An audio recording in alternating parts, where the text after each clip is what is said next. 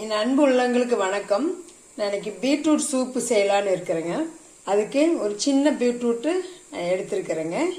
ஒரே ஒரு தக்காளி, 1/2 டீஸ்பூன் சோம்பு, ஒரு பட்டை, 1/4 டீஸ்பூன் ஜீரகம், ஒரு 10 மிளகு, ஒரு 2 பல்லு பூண்டு எடுத்துருக்கிறேங்க.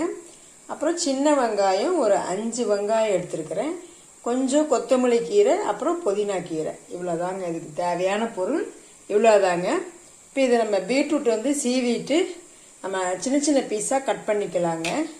தக்காளியும் கட் பண்ணிக்கிட்டு வந்துடணும். அப்புறம் இந்த பூண்டு இஞ்சியை அப்படியே தட்டிக்கலாங்க. பீட்ரூட்டு இந்த மாதிரி சின்ன சின்ன பீஸாக கட் பண்ணிக்கோங்க. அப்புறம் கருவேப்பிலை 4 கொத்து, நான் சொல்ல மறந்துட்டேன். சும்மா 4 இலை போட்டு, பூண்டு, வெங்காயம் இதை 3ஐயும் போட்டு தட்டி எடுத்துக்கோங்க. சில பேர்த்துக்கு பூண்டு பிடிக்காது, பூண்டு வாசனை. அவங்க பூண்டு வாசனை பிடிக்காதுங்க, கொஞ்சம் இஞ்சி போட்டுக்கோங்க. ஒரு தக்காளி இந்த மாதிரி கட் பண்ணிக்கோங்க. தக்காளி இந்த மாதிரி கட் பண்ணிக்கோங்க. இப்போ நம்ம தாளிக்கலாம் வாங்க. இங்கே நான் ஒரு குக்கர் வச்சுருக்கிறேங்க. இதுக்கு நம்ம மெயினாக ஒரு இதில் வெண்ணெய் போட்டோன்னு வச்சுக்கோங்களேன். வெண்ணெயில் தாளிச்சோம்னா ரொம்ப சூப்பராக இருக்கும். 1 ஸ்பூன் மட்டும் வெண்ணெய் போட்டுக்கலாம். நெய் காஞ்சிருச்சுங்க. நம்ம இந்த ஜீரகம், சோம்பு, பட்டை, மிளகு எடுத்து வச்சுக்கோங்களா, இதை போட்டுக்கலாங்க.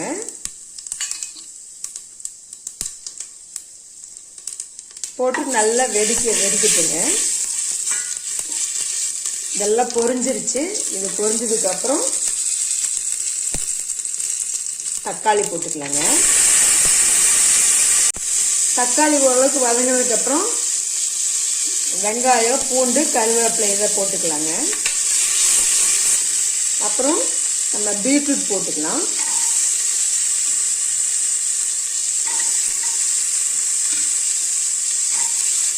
பீட்ரூட் நல்லா கொஞ்சம் நல்லா வதக்கிக்கோங்க.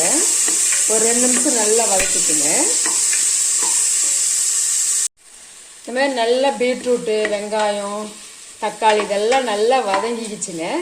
வதங்கினதுக்கப்புறம் இந்த மாதிரி டம்ளரில் 2 டம்ளர் தண்ணி ஊற்றிக்கலாங்க.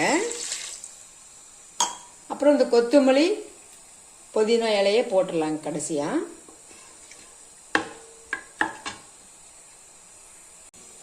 இதுக்கு தேவையான அளவு உப்பு போட்டுக்கலாங்க. உப்பு போட்டு தேவையான அளவு உப்பு போட்டாச்சுங்க. நல்லா தண்ணி கொதிக்க வர ஆரம்பிச்சாச்சு. இப்போ நம்ம ஒரு 5 விசில் விட்டுடலாங்க. மூடி வச்சு 5 விசில் விடலாம். 5 விசில் வந்துருச்சுங்க.